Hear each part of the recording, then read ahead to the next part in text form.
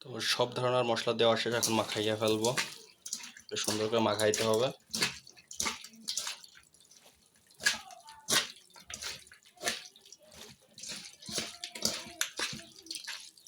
একটু তেল দিছি কিন্তু এটা দেখাইনি তেল দেওয়াটা।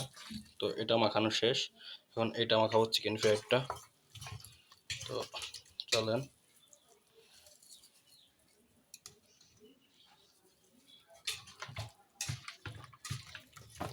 তো এক হাতে ফোন আর এটা মাখাইতে আমার একটু সমস্যা হচ্ছে, তো আমি একটু ফোনটা অফ করব এখন, এটা মাখাই ফেলাই।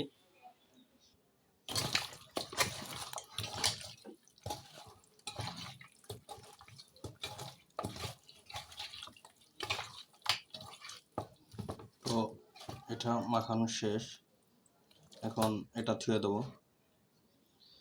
আধা ঘন্টার সময় ধুয়ে দেবো আর কি, এটা মিক্স হওয়ার জন্য। আর মশলাটা মিক্স করবো আবার লুডুসের।